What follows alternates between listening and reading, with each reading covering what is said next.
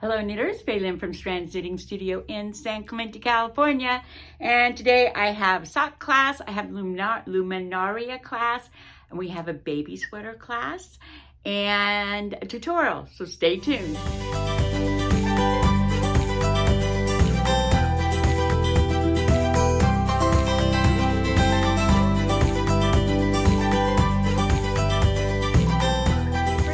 Up is this Sunday from 10 to 12, June 7th, 10 to 12.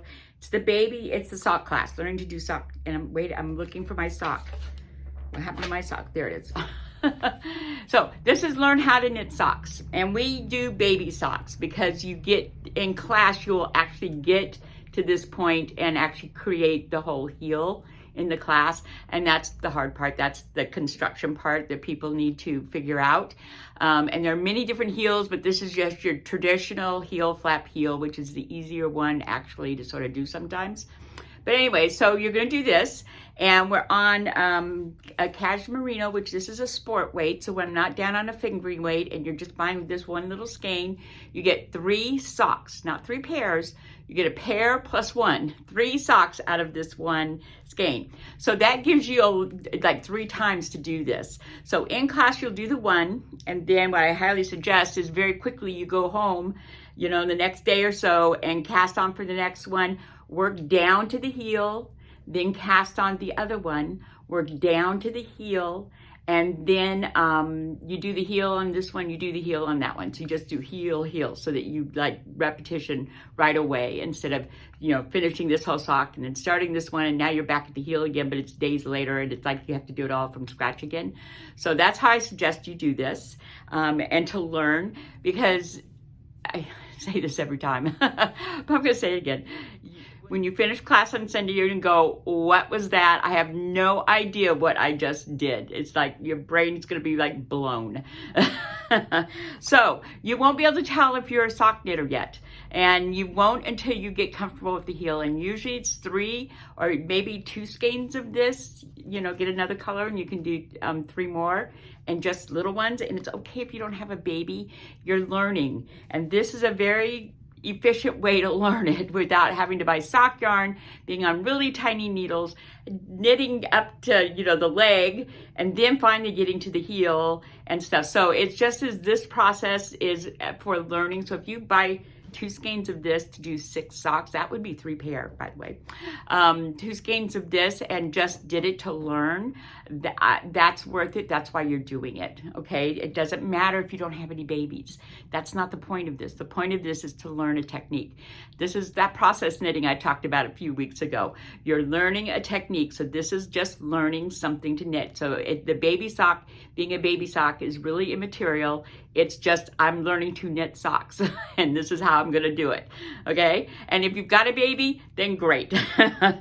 So anyway, the other thing you will learn if you don't already know how to do it is magic loop.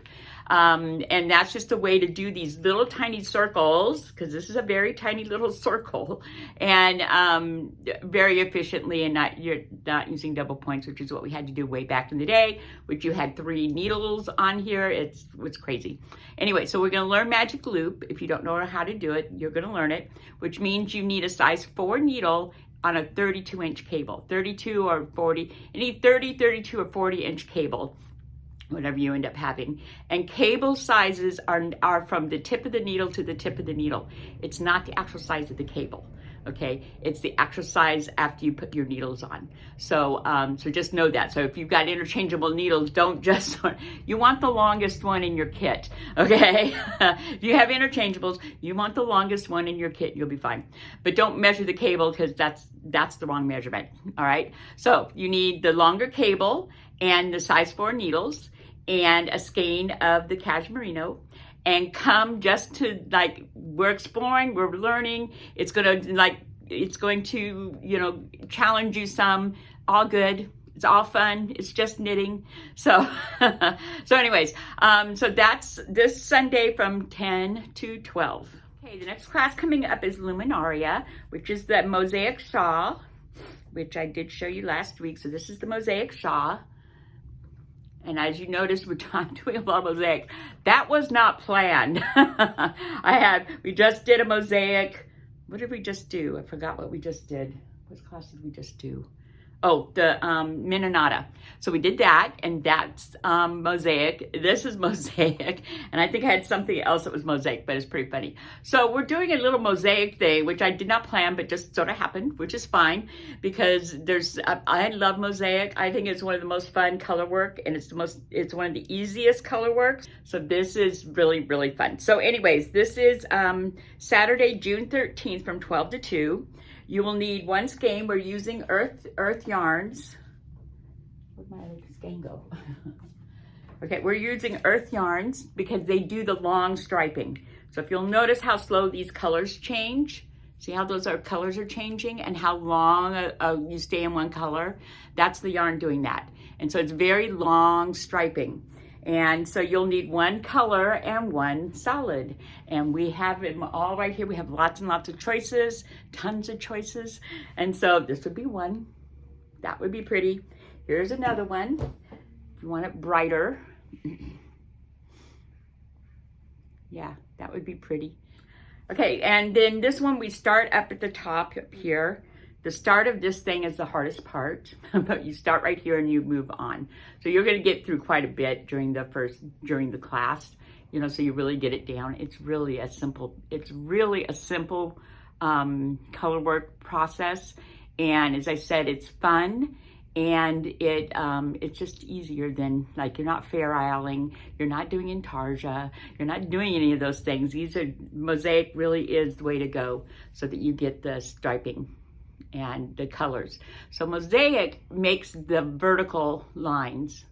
So this is like a purl on a knit row, but these vertical lines here are the stitches that got slipped.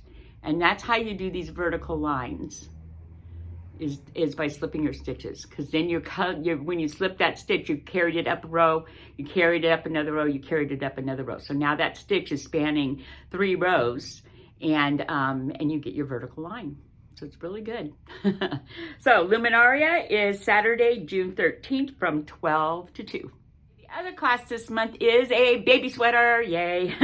So this is this cute little kimono. It's adorable. Yep, it's adorable. And this can be male or female. It's got a really interesting stitch pattern. It is a raglan, which is a good thing. It is a cardigan. So you'll learn, this is a really good, like if you haven't done a sweater yet, and again, you want to just use it. You may have a baby, but you may just want to use it to be able to do a sweater on a small scale before you do a full-size adult sweater.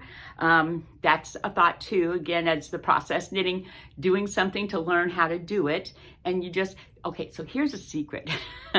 Many of us have a grandchild hope chest, because knitting baby stuff is really fun, because it gets done really fast, and it's just fun. And so when we knit baby stuff, we stick it there, and then if we have our grandkids, we already have stuff to pull out for them.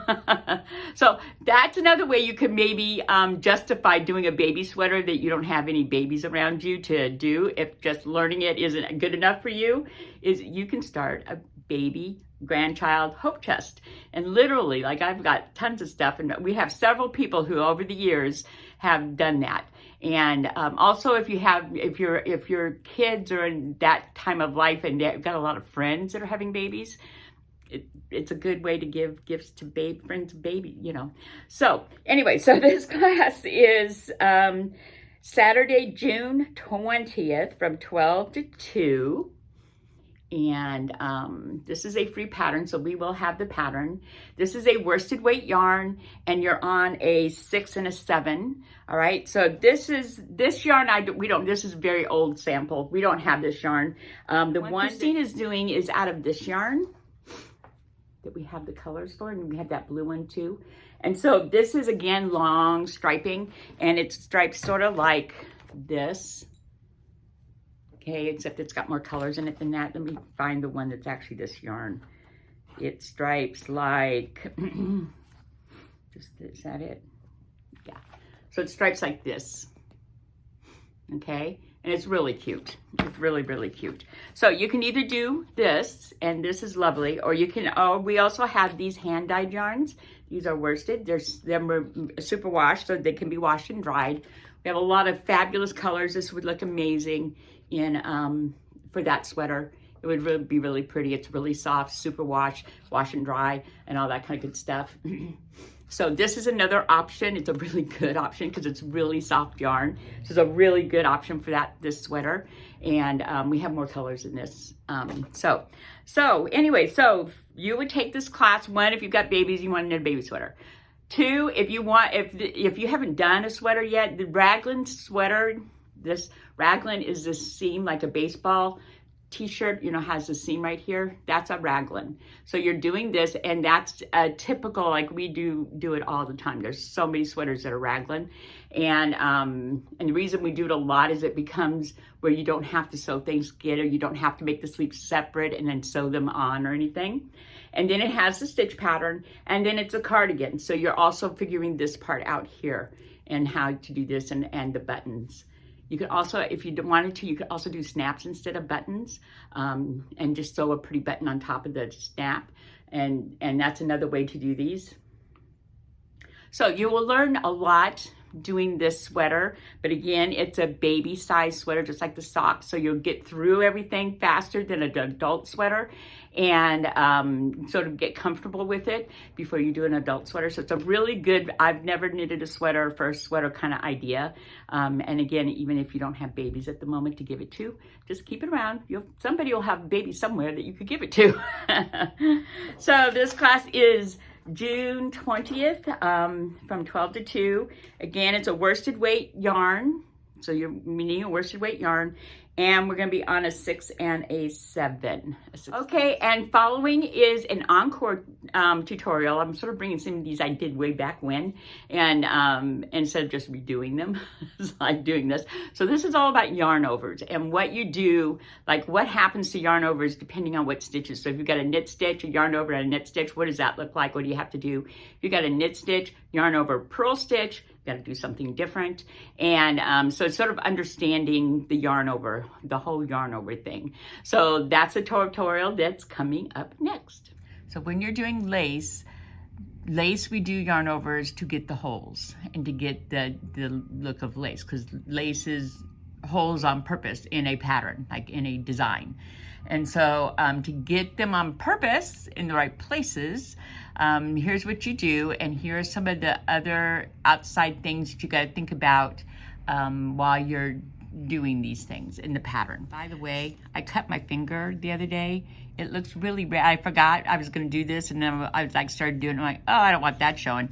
So I don't have any band-aids here that I can find. I'm sure there are some here. And so I just put tape on it because that looks better than you having to stare at a pink little cut. Okay, so I'm going to do some yarn overs. And this is how you do it if you carry your yarn in your right hand. You throw your English style, whatever you want to call it, but you got your yarn in your right hand. So I'm just gonna knit a couple stitches first because you don't, well, you can. Well, here, we can do that too. No, we won't. So I knit a couple stitches. Now I need to do a yarn over. So a yarn over is literally moving, if you're knitting, it's literally just moving the yarn to the front as if you're gonna purl, but you're not gonna purl, you're gonna knit it. And when you do that, the yarn, see how the yarn went over my needle before it goes through the stitch? I have this extra, so here's my 2 knits. This is a yarn over, and now I just created the other knit stitch. So that was the yarn over. Now notice that the yarn over is literally the movement of your yarn forward. That's the yarn over. It's not, you don't knit one to finish the yarn over. So that's not considered a knit one. That's not considered yarn. That's considered a yarn over, knit one. So literally the moving of your yarn forward is the yarn over. All right. And then you're going to knit or do whatever the pattern says after that. All right. Now, if you're going from knit to knit, that's how simple it is. I just put these stitches back on so that some of them are crooked. Okay, so that's all there is to it. Now, if you've got to do a knit stitch and then a purl stitch, then you have to do something different. So let's think about this. So if I move my yarn forward and I'm going to purl, well, that's what I do to purl anyways. I didn't do anything different. That's how I would have purled, okay? So I wouldn't have gotten the yarn over. I would have just gotten a purl stitch, and there would be no yarn over. So what you have to do is after you move it forward like that, you have to go around the needle again. So you're basically double wrapping 1-2 times around your needle. And then when you purl, you're gonna have this extra stitch right here. So here's the knit one, here's the yarn over, here's the purl one, okay? And again, if you're purling like another purl, you're gonna have to wrap it around again because it's already in front. And there's your yarn over. Now, if I'm gonna go from a purl to a knit stitch, let's think about this. So my knit stitch, my yarn's in the back to knit, right? But if I don't move my yarn, if I just go from the purl stitch to the knit stitch, which we do all the time by mistake all the time, not moving our yarn between knits and purls, you get a yarn over. So if I go from a purl stitch to a knit stitch, I just keep my yarn in front because it's already in front and it's gonna go over the needle. So it has to go over the needle for me to knit it. And then therefore you get the yarn over for the knit stitch. So there's 3 different scenarios when you carry your yarn in your right hand. So knit to knit, yarn over is just move the yarn forward, knit 1, and you'll have a yarn over. From a knit to a purl, if you move your yarn forward, that's how you just purl, so you haven't created the yarn over. So now you gotta go round again, and then you can purl, and then you've created the yarn over. Okay, if you're going from a purl stitch to the knit stitch, your yarn's already forward. So if you move it back, that's just what you do anyways. So you're not gonna move it back, you're gonna leave it front. And when you do the knit stitch, it's gonna cross over your needle and you will have gotten your yarn over. So those are the 3 different options depending on the stitch that's following the one you just did. All right, so it's the one you just did. Well, if it's purl, you have to rewrap it. So anyway, so you have to, mostly you have to start visualizing what happens in a yarn over, that you have the yarn having to move across the needle in order to finish the stitch. So if you've got the yarn in a place where it's not gonna move across the needle, you have not created a yarn over. If I go here and I've got a purl, the yarn's not moving over my needle to finish the stitch. It's already in front, so I have to go again. So now my yarn is over my needle before I do the purl stitch, finish the stitch. So that's what you're looking for, is that the yarn, I'm gonna knit, the yarn goes over the needle before I finish my stitch, before I wrap my stitch. Or if it's a purl, I can't do it here because the yarn's not going over my needle to purl, so I have to rewrap it to purl. Now the yarn went over my needle. So that's what you're looking for, and that's how, if you forget what, you gotta make the yarn go over your needle before you complete the next stitch. And that's how you do the yarn overs. If you're continental, you hold the yarn in your left hand, you get to do the same thing the whole time. You don't have to differentiate. So with your right hand needle, you're gonna go from back to front and pick up this strand. Then if you're gonna knit, you just go ahead and knit it, and you have a yarn over, okay? If you're gonna purl it, you're still gonna go back to front, and then you have to move this into front, so you sort of have to wrap it a little bit so you can get to this, because your yarn needs to be in front to do your purl, and then you can purl it. Simple, right? So if you're gonna knit it, it always goes back to front, and then you just knit. And I just hold the yarn with my right finger so it doesn't move somewhere weird. Back to front to purl, and again, I've gotta move this down so I can purl. And that's what I would do to purl anyways. From my continental, I'm running out of yarn. From my continental, that's how I purl. I push my yarn down like that. So I'd be doing the same thing. So for continental, you're always picking up the yarn with your right hand needle back to front. So it's always gonna be back to front, whether you're knitting or you're purling. You got it easy. All right, I hope you enjoyed that you learned something from that. And you've got our classes that are coming up in June. Oh my goodness, it's June.